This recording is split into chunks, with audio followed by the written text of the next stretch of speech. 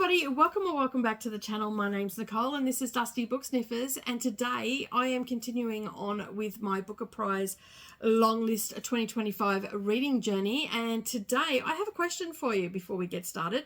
What do endangered snails, Ukrainian romance tours and literal war have in common? Let's find out, shall we?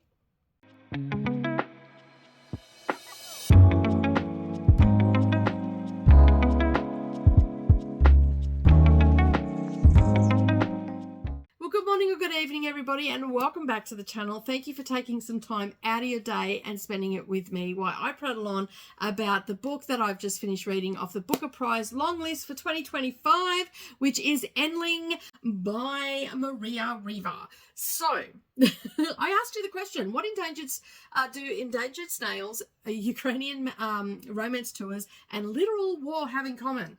Apparently everything. If you're reading this book. So, as I just alluded to, we have endangered snails, we have romance tours, and of course we have the serious side of things, the Russian invasion of Ukraine. So this is set in 2022, and we're following the story of Yeva, who is a scientist that is, she's a rogue scientist living in her mobile lab, and she is obsessed with saving rare snails.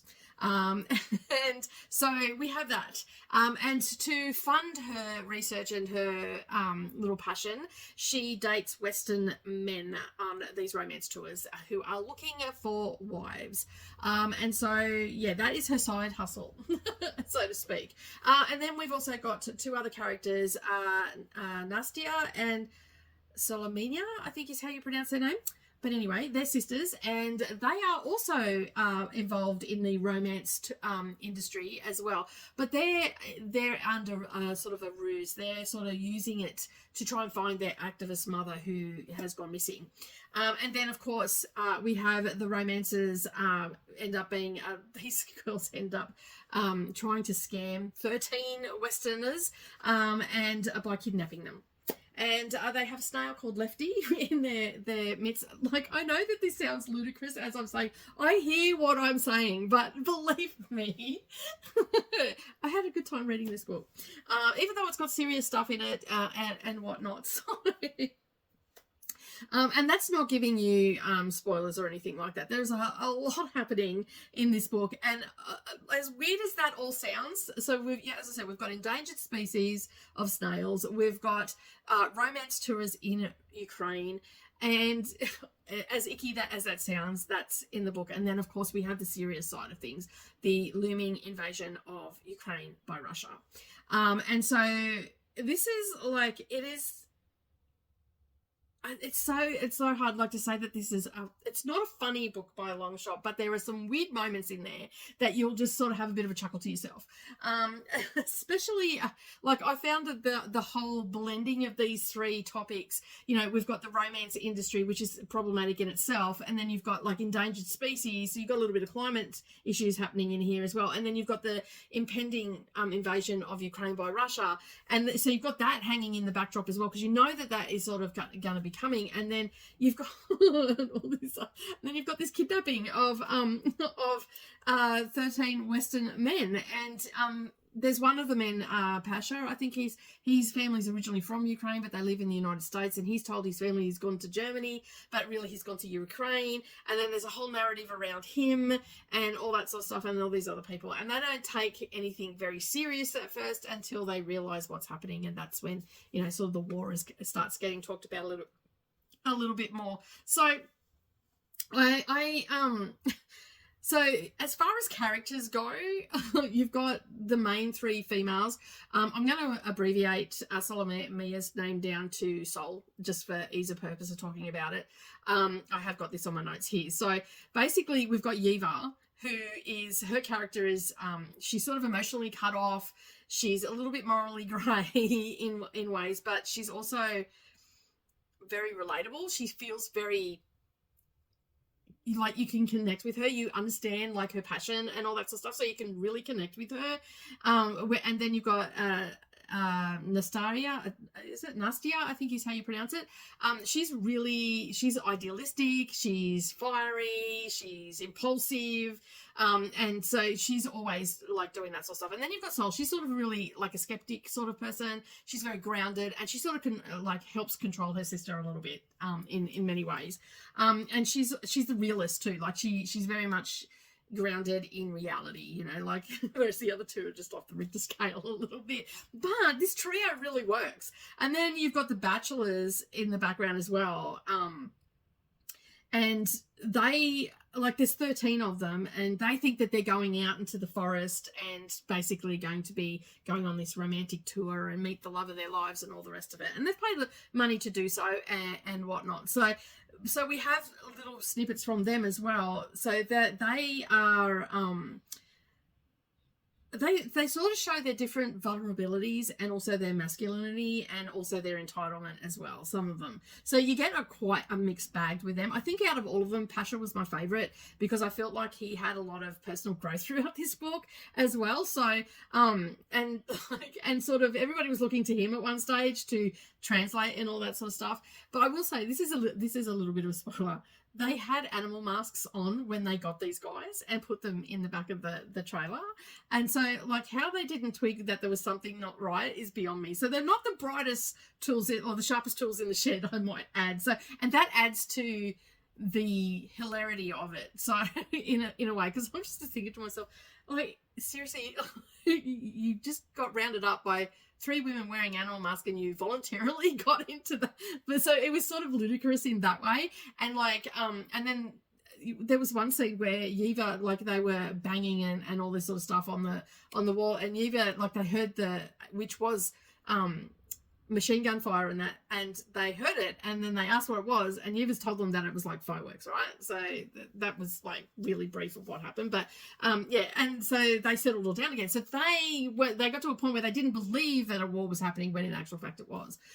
So yeah, so the themes in this book were quite interesting as well. So with all this chaos going on, snails, abductions, romance tours and war, there's a lot of chaos happening, and you might be thinking, oh my god, it sounds like a mess of a book. It wasn't. It was actually really well done in the ways that it tackled things like identity and survival versus morality and war and chaos. Like and feminism, gender roles, it covered all of that sort of stuff as well. So I felt like, you know, the way it tackled identity, you know, who we are when the country is collapsing around you, when the systems are all broken, and you know, you're just trying to survive, you know, and it also comes down to the choices that we make for that survival as well. You know, how you're going to stay afloat. Is it morally comprehensible, or is it, you know, something that you will be able to, you know, live with the choices that you're making as well? Because until you're in that situation, you don't know which way that coin's going to go. And you know, so are the choices that you're making, are they noble or are they not? You know, are they really blurring the lines of morality and stuff like that? So I found that was quite interesting how it was done, and also the war and the chaos side of it. So in the background, you've got this pending invasion happening. Like, people know that the things are pretty unstable in Ukraine, and yet they're still going there. And you know, and it's all in the background and all the rest of it. It wasn't like right in the forefront until a little bit later on, but it was just there, and how they were working around that. And as I said, the men didn't believe that it was, you know, war broken out and all that sort of stuff. So yeah. And so, like, even though it was like full on chaos, full on oddities happening and all the rest of it, I still feel like it was really bringing those themes home. And then we've got like the feminism and gender roles, and it takes aim at the mail order bride fantasy and flips it on its head and just shows it for what it really is. And yeah, so I just like, I just felt like it was just an odd book. As much as I sort of was going, what is going on? I just wanted to keep reading to get to the end to find out how this was all going to wrap up. My favourite thing is, like, why snails, right? Why did the author choose snails? Anyway, I'm never going to probably be able to answer that. But it's like, I've got some notes here. I'm like, you know, asking the question, why snails? I guess because they're endangered, so it also brings that highlight of, you know, and the crisis with the environment and stuff as well, and the impact of war that has on the environment, the loss of species such as the snail. You know, they're delicate, but also at the same time, the snail that she had, Lefty, it was named Lefty, because it's shell spiraled a different way, and basically this little snail became almost a symbol of hope. He's the last of his kind, so again, it's coming back to that, you know, extinction of animals, and it sort of becomes a metaphor for survival and extinction. And so, yeah.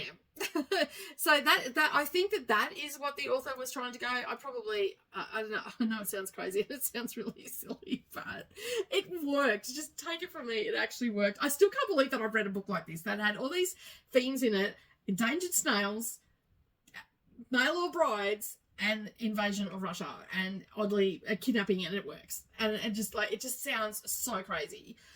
So yeah, so I asked myself, like, snails? Why snails? When I first started reading it, I'm like, what am I reading? Am I reading a non-fiction book or a fiction book? Like, I was a little bit confused there at first. Why am I reading about snails? Personally, I have no interest in snails whatsoever, but after reading this, I'm sort of oddly want to go and check out some snail pictures and stuff. So yeah, it's a little bit weird, but anyway. So the writing style and the tone of this, it's dark humor. There's dark humor in it. It's chaotic, but it works. The pacing is pretty fast paced, I would say. A little bit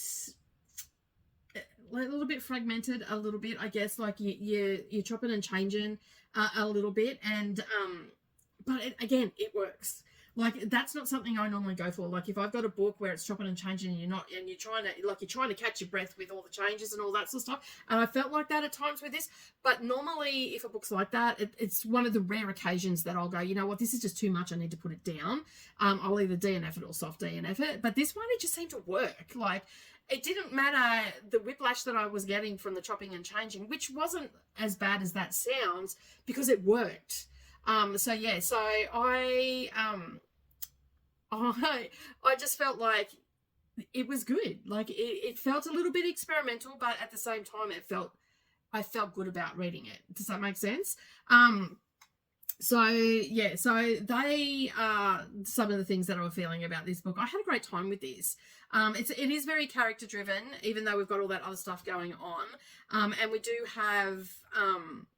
have all those heavy themes in it, you know, about identity, survival, feminism, gender roles, all that sort of stuff. So we've got all that in it, which for me made it a pretty good read.